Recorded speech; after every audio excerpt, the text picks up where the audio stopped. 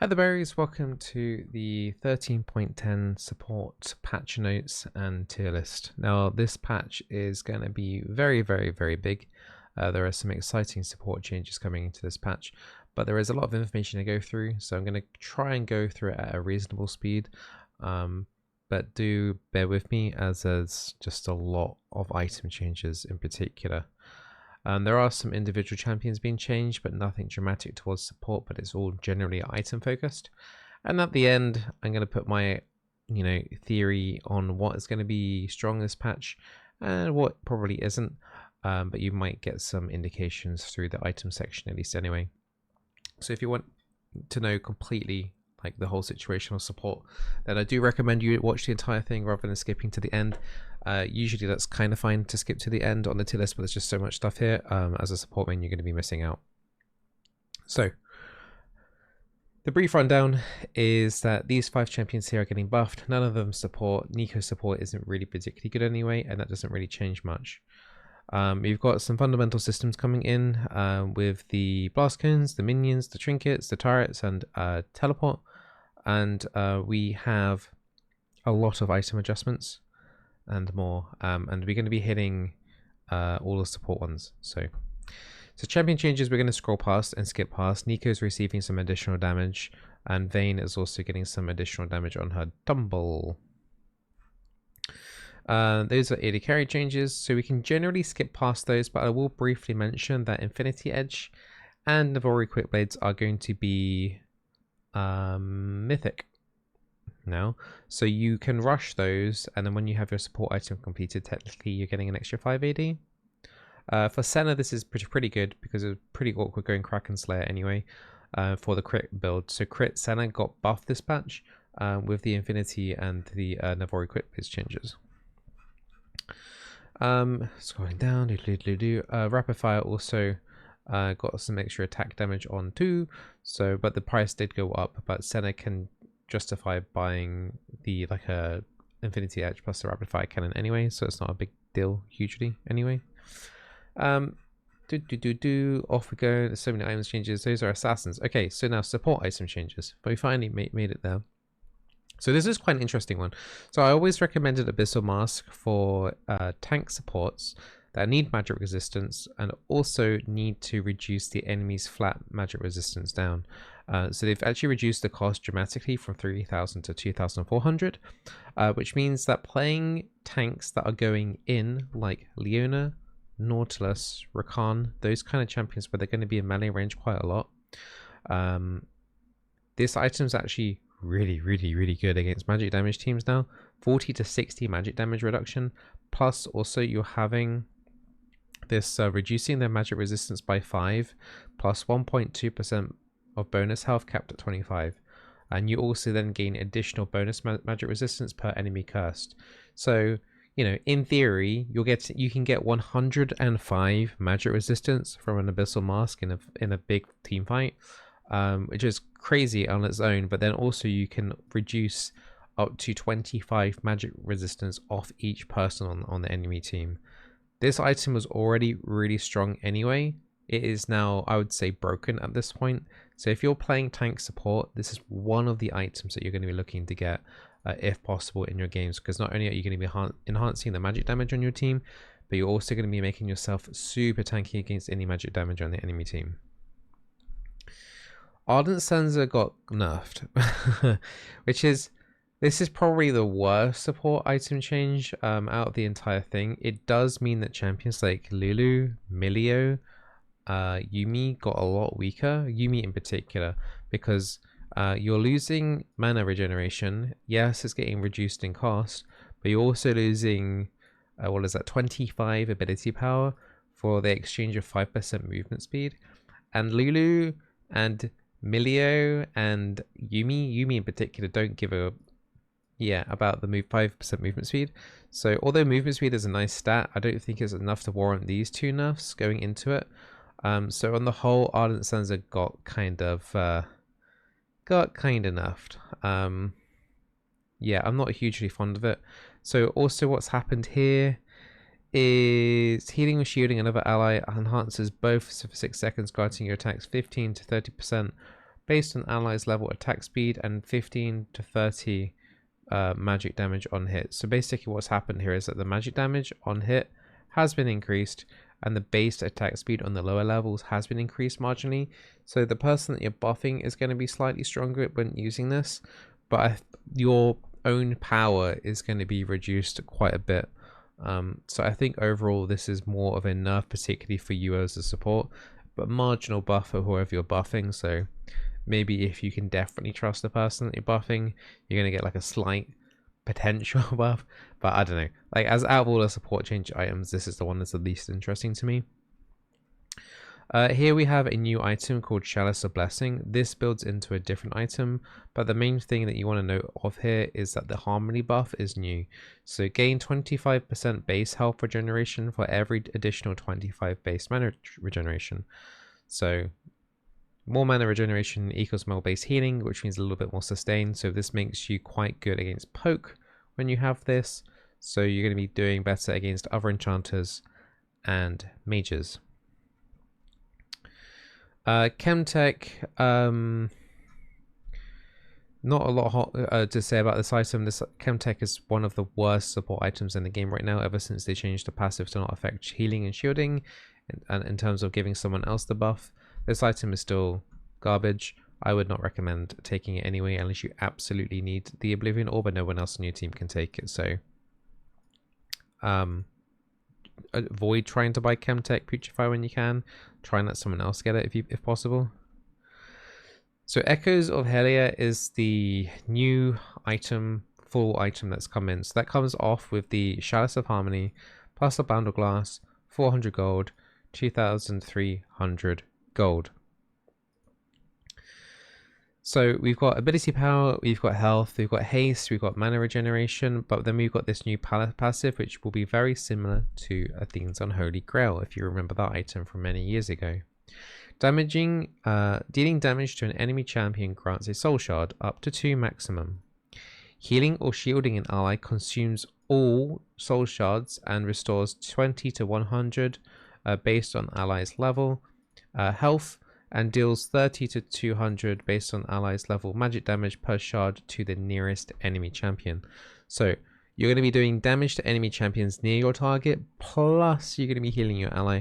So champions like Nami, Sona in particular, those two are going to be able to constantly proc this and constantly heal and damage enemies nearby. You will lose the Harmony buff, which you got from the Chalice here. So you lose this health regeneration for base with every bit of mana regeneration you got, but instead you gain 3 ability power per 25 base mana regeneration. So you're slowly getting a little bit more AP throughout the game as you acquire more mana regeneration. It's nothing too crazy, but it's like an extra little bit of AP. Probably why this item itself doesn't have the most amount of AP on it, so that kind of makes up for the fact that that this item doesn't have like more base AP, because this item will give you 15, I might have got, if I got that right, 15 extra ability power because of the base mana regeneration on the item. So this item is basically giving you 45 ability power. Also, because this item is a mythic, you're going to get 5 ability haste per legendary item that you have. That includes a fully completed support item. Now do note that support items in general are around about 200 gold cheaper, which means generally we're going to be having access to maybe 1 or 2 more legendary items more than usual in games. So that's pretty exciting. Alright, moving down, Cry of the Shrieking City is the upgraded item. Sorry about that, moving that instead of that. What is going on? Cry of the Shrieking City is the upgraded version of Echoes of Helia. Even Shroud. Gold cost is going down again. You can see the trend. A lot of the support items are going down in price. I don't think there's anything else being changed. It's just that the item has been changed in terms of like the gold cost. Okay, now Imperial Mandate is now no longer. a mythic. I had to check because it doesn't say it clearly there in the tool text. Imperial Mandate was shifted down to a legendary tier item. So that means, for example, a Nami can now have Echoes of Helia and an Imperial Mandate at the same time. As you can already work out, this is going to make Nami a little bit more playable, but you still have to get like the 2 items. So it's not like you're going to be getting Imperial Mandate and then being super strong, but you will have to go the Imperial Mandate like at least by 2nd item in order to do what you want, essentially.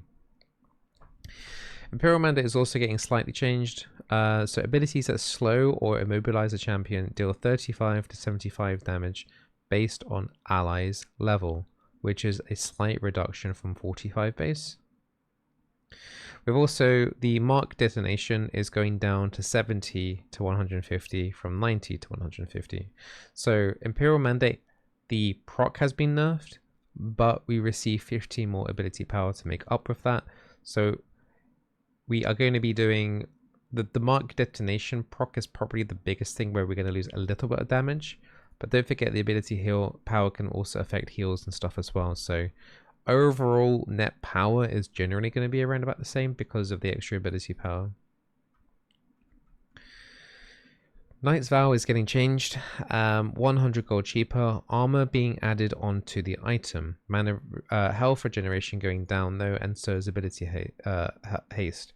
So this makes it as an item that you can feel like it's okay worth buying, even if like it's a generic armor item. Like if you don't know what to pick up, although you should probably be looking at that Abyssal Mask. This is like an armor variant where you can like, you know, you don't feel as bad necessarily from buying it because you now have armor on it rather than just pure HP. Lifewell Pendant. So this is a component that is now being built into some other tank items. So it's a bit like Aegis in a way. Health, armor, just instead of magic resistance, it has some ability haste on. So Locket of the Iron Solari has been removed. Sorry, not removed. Gold cost reduced. Aegis of the Legion has been taken off of the recipe. And now we've got that Lifewell Pendant we were talking about as part of its build path. And then you later on pick up that Null Mantle. What else has been changed? So the shield is actually... Locket's been buffed.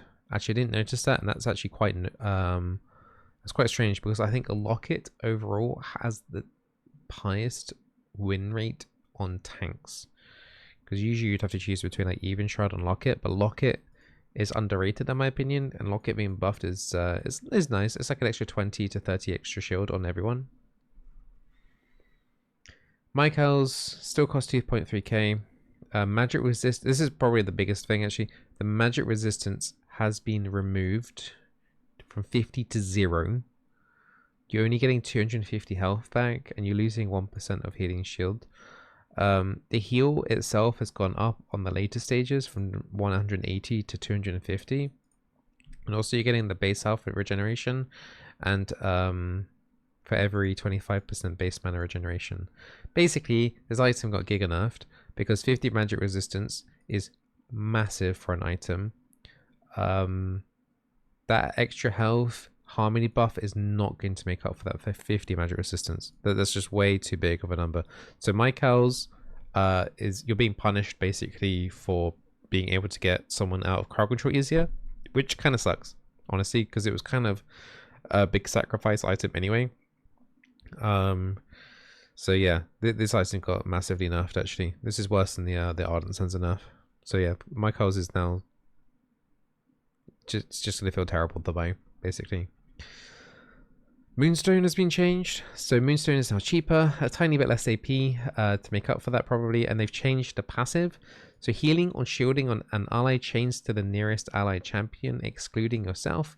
Healing for 20 to 35% based on ally's target level, or shielding 30 to 40% based on target.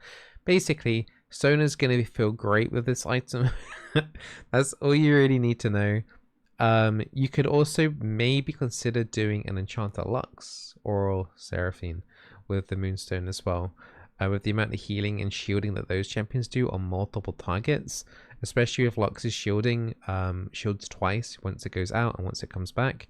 So in theory, you could maybe, it might be worth testing. I don't know what it's going to be like, but an Enchanter Lux could be possible with the Moonstone Renewer. But the most stand-up person that's going to be using this item the most is Sona. Sona is going to be absolutely amazing with this item. Radiant Virtue is being gold reduction by 500, quite significant. Radiant is already quite a strong item anyway. The haste is going down though, but they're reducing the amount of maximum heal here. But I think Radiant Virtue was a really strong item anyway, and reducing it by 500 gold with these minor nerfs, I don't think Riot understands what they're doing here. I think this is going to make Radiant Virtue quite strong. Even if it's already quite strong, but it's still going to be pretty strong. Redemption is now going to receive the Harmony buff, basically. And we have a little bit of extra heal. Cooldown a beam of light to restore 180 to 340 based on target's level health to allied champions and burn enemies for 10%. So yeah, the heal from Redemption is going up by a decent amount. So Redemption already was a decent item anyway, and then that's getting buffed, plus you're getting extra health regeneration with the Harmony passive there. So Redemption actually got kind of strong. So Redemption's definitely looking good too. Shreddiers, once again, it's getting cost reduction, ability power going down marginally. They are nerfing the movement speed marginally though, because they've said that Shreddiers is one of the strongest items in the game, which generically I would kind of agree with. Like Lulu and Helia were using it quite a lot. So there's been a lot of hypercarry nerfs this patch, with all the items like Shreddiers being nerfed, Ardent Censer being nerfed. We've got Mikael's being nerfed. So 3 really big hypercarry Enchanter nerfs that are going to hugely impact, as I said, Milio, Lulu, Yuumi. These don't quite touch Sona. She is kind of like a hypercarry Enchanter in some cases, but she won't be as punished as not being able to necessarily. She can still if she wants to. The Ardent Censer, she wasn't using Shreddiers anyway. She wasn't often picking up a Mikael's anyway. So Sona's kind of got away with it, whereas the other 3 hypercarry enchanters have been nerfed, basically, from these item changes. Staff of Flowing Water, 2.3k to 2.1k. Ability power going down quite significantly. We also got the base mana generation going down to 75%, which isn't a huge deal. But don't forget, if you've got an Echoes of Helia, you are going to get like +9 AP back anyway. So you're going to offset some of the cost of losing some of this ability power. 2 things here. We're getting extra movement speed now, 5% movement speed. So this is still going to be a really nice item for someone like Nami still. I was still taking this on Nami anyway, and it felt pretty good. And also we are getting 30 to 45 ability power. So I mean, it was already a decent number anyway. The base amount's been increased, so that's quite nice. Just about an extra couple of AP for you and your people that you're buffing as well. So really nice item on Sona, Nami as well. Now Watchful Wardstone has been changed. Now this one might be a little bit confusing, especially if you didn't know what Watchful Wardstone did in the first place. So Watchful Wardstone can only be purchased after completing your support quest. The cost for Watchful Wardstone is the same. Everything is the same from buying Watchful Wardstone in the previous patch.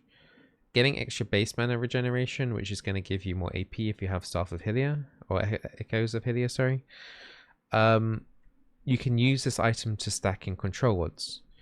We're now also going to get an extra 8% bonus health, bonus attack power, ability haste, and ability power with just buying this item, okay? So you can buy this item pre-level 13, but you won't be doing that anyway. You're going to be buying this item probably like literally the last item slot. Kind of not kind of as before, because I would generally go wardstone third item, but because of the reduction in gold cost on the previous item, you're going to be able to get to this watchful wardstone stage sooner. So we've saved 200 gold off our mythic, 200 gold off another item, and then maybe 200 gold off another item. So essentially we saved 600 gold. So for an extra 500 gold, we can get the watchful wardstone. But you will need to spend an extra 1,200 gold now in order to get the Vigilant wardstone. Okay, so this is the big change. This will now mean getting full builds on a support will now actually take longer than what it is right now. But if you get to that stage, you're definitely going to be noticeably stronger. The big things from this one is that it's now a 20% increase to all of your stats. So that goes from like 8 to 20. I can't remember how much it did it at the moment. It was somewhere around about 12%. You're going to still get the stealth ward and control ward placement caps by 1. I believe in the previous like in the PBE, I think they had removed this, but I think they've given it back to us now. So we are able to increase our ward caps as normal. So basically the main change that you need to be aware of is that you have to buy the Vigilant wardstone upgrade, the component cost upgrade, as opposed to it auto upgrading when you hit level 13. One other thing onto this, because you have to buy it, there is no level restriction. The only restriction is that you have to complete your support quest. You don't have to be level 13 now to buy this. You could in theory buy this for your first item if you really wanted to. After like completing your support item, you could complete your support item, and then you go to the second item if you really wanted to. Be really interesting if anyone does that. It would give you increased more stealth ward presence on the map. I could see that being potentially viable in pro games, being able to have additional wards. It could make them more like ward back in like just remember like season 2, season 3, where it was just like wards. This could end up bringing back the meta in the long term. In the short term, I don't know if that's going to happen, but I can definitely see a future meta where supporters are forced to go Vigilant wardstone like second item in order to make sure that the minimap's lit up as much as possible. So maybe worth experimenting in your Sudoku games in order to like finish this and yeah, go crazy on wards. Zeke's Convergence, an item that I never really liked anyway. I don't think it's done anything. Like, this item I don't think was very good anyway, and I'm not a fan of it, and it's getting a bit cheaper, but like when you've got Knight's Vow and when you've got Abyssal Mask, I don't see the point in Zeke's. Any other changes that we need to be aware of? Force of Nature is like fine as a magic resist item, but once again you need to go into Abyssal Mask as your priority first. Lost Chapter, if you're playing something like Zyra, the gold cost for that has been reduced by 100, but don't forget Ludens and stuff like that are still going to cost the same amount of gold, so the full combined cost is going to be chunkier, but getting Lost Chapter sooner to help your mana regeneration during the early part of the laning phase is really nice. So Lost Chapter being reduced in cost a little bit is definitely going to help Brand, Zyra, Vel'Koz, those kind of Xerath, those kind of mage champions. Rabadon's death cap, if you have the luxury of doing that, is getting buffed from 35% to 40%, which also works with Vigilant Wardstone, by the way. So if you have a Vigilant Wardstone and a death cap, you can get plus 60% ability power. Just throwing it out there. Have we hit everything? Mana regeneration from the fountain is going to be quicker. Home guard, which is, you know, when you recall when you're at the fountain at 20 minutes and you get the increased boost of movement speed, or if you die, which I never do. If one were to die and revive, you get that burst of movement speed. You now get it at 14 minutes as opposed to 20. So that's going to speed up the games a little bit as well. Blast cones are spawning much later, which means you don't have to worry about those cheesy blast cone ganks in the bot side as much. Minions are moving faster in... I don't know which lane they're moving in faster, but some minions' waves are going to be a bit quicker, so it might feel a bit weird for the first few games until we get used to it. There's been turret changes here as well. Champions damage to turrets, champion base AD plus whichever was higher, bonus AD or 60% of AP. Champions now deal their total AD plus 68% of their ability power. So I think that means we technically will do more damage to the turrets? I don't know. Someone with a maths brain, let me know. Plate rushdown resistances 20 seconds after taking a plate. 0 to 180 based on number of champions to 45 seconds to 225. So basically that means taking turret plates is going to be harder than what it is right now. I honestly didn't know there's a plate rushdown resistance. This is the first time I'm hearing about it. So yeah, even I didn't know that was a thing. So yeah, that's now a thing. Teleport unleashed, which is when the teleport upgrades, is now going to be at 10 minutes. So what that means is that when teleport upgrades, you can teleport to like minions and wards and things like that. Before then, you can only teleport to turrets. So be on the lookout. You can end up getting teleported, ganked down bot side while the plates are still up. Okay, that might catch out a lot of people. So just a heads up there.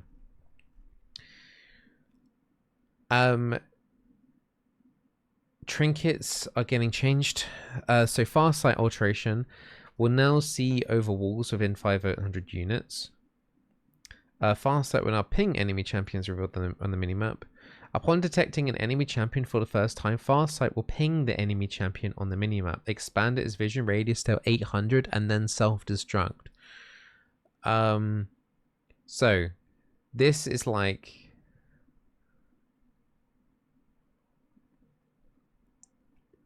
People are still going to be using this to check Baron. But it's like... when you put these down, you're going to want them to be hidden, because if they get found, then they will blow up anyway. So it's nice having them down, knowing like, okay, for sure there's no one in that area. So that it increases the odds of like saying if you like, you know, put this in a smart place in the enemy jungle, in a weird brush, and you like, you know, they're not there, then it's going to give you a heads up that they're more likely to be like elsewhere rather than around the area of the jungle, if that makes any sense whatsoever. So this is kind of like a nerf in a way to Farsight. I don't like the self-destruct function. Okay, so Oracle Lens. If the owner of Oracle Lens is actively hitting a ward, their team will now gain vision of the ward so they can completely clear it out.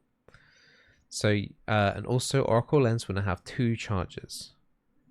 I think that, and also their duration is being reduced as well, but I think this is to kind of counter the potential of what I was saying earlier about taking the wardstone item, the Vigilant wardstone, as like a second item to then light up the entire like jungle. This will kind of already kind of counter that idea a little bit. We'll see how it goes. I'm sure it'll be like, there'll be something going on with that at least anyway. And I think that's everything. Wow, there's skins. There's a Morgana skin coming out, guys. Wow. Okay, now going into the tier list. Now, obviously going into this tier list is going to be difficult to predict what the hell's going to happen. So this is, take this with a grain of salt. I'm going to kind of skim through the first few tiers here. We've already kind of talked about enchanters. The hyper carry enchanters like Lulu, like the Yuumi, could end up having some difficulties because like Ardent being nerfed and they don't really need the movement speed and stuff. Milio, I definitely think he's going to be slightly weaker now after this as well. But I'm just going to show you the whole 4 tiers. Like, I mean, you can see everything there. I mean, it's already a really long video anyway, and I don't want to like drag it out for you guys. But Nami was like tier 3. She's going to be tier 2 or tier 1 after the item changes, depending on how it feels. So once we eventually hit those spikes, with the echoes of Helia into an Imperial mandate, or vice versa. I think some of these mages are going to have a nice time with like the earlier lost chapters. That's going to be really nice, like the Brand and the Valkos and the Zyra. Zyra's generally also been still pretty good. Sona is going to be absolutely kick-ass still. Like echoes of Helia, with, you know, Staff of Flowing Water. Like, there's so many different item paths here on Sona. Like, she will love it all. And Moonstone. Sorry, Moonstone is probably going to be the best item on Sona. So Moonstone with like Staff of Flowing Water, with whatever you want really on her. You can even do Ardent if you got Hyper Carry. Janna, I feel like she's still going to be okay. Tier 1 or tier 2. I think this loose. I think honestly, I think most of these tier 1, tier 2s, I think I'm fairly confident in saying that tier 1, tier 2, you could probably put either champions in. I think these are going to be the dominant champions, I think, for the patch. Okay, there might be something slipping through, there might be something slipping out, but I think generally here, what we have here is most likely to stand out during the patch. I think the Senna ones are looking quite interesting as well. I think Senna's doing particularly well with the item changes, with the crit ones affecting the ADs. Rakan, I think, is going to be a really solid champion. We got like the Rakan, the Nautilus. Blitzcrank is generally a good, you know, low ELO stomper anyway. But the Rakan and the Nautilus in particular, with the Abyssal mask changes and some of the other tank item changes, with Locket being buffed, I think these two in particular are going to stand out quite a lot too. So there's a lot to experiment with. There are, as I said in the items list, there's the Lux tier 3. Who knows how good Moonstone Lux is? It's a curveball out there for sure. It could work though, with how things are going. So yeah, or even like an Echoes of Helia or something like that. Like, you can do a lot of weird stuff with the options that we have now. So yeah.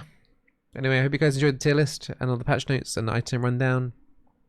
Good luck navigating the was it the 13.10 patch? And I'll be streaming on Wednesday at twitch.tv/Bizzleberry, playing some support games, and I will continue to upload League of Legends videos here. Don't you worry. I know I've been doing a massive Tears of the Kingdom, the Legend of Zelda, you know, playthrough on my stream and uploading the episodes onto here. And I will be doing something to do with Diablo 4, I'm sure, in a couple of weeks' time. But League of Legends, I will still be making videos like this and doing some gameplay stuff. Like yesterday, I think was a Nami video, and the day before that, I think was a Pike video, and the day before that was Xana. Like, I'm still making League content, don't worry, and thank you for making it to the end of the video as well. Comments and likes much appreciated. I know every content creator says that, but it really does help putting a comment down. If you just say, "Hi Bizzle, how's your day going?" I appreciate that. I appreciate it a lot, and hope you are doing well too. And I'll see you tomorrow for some 13.10 content, because I'm sure there'll be some content for me to do, and no one will int in my games, so I won't have content to put up, right? Right. Anyway, see you tomorrow.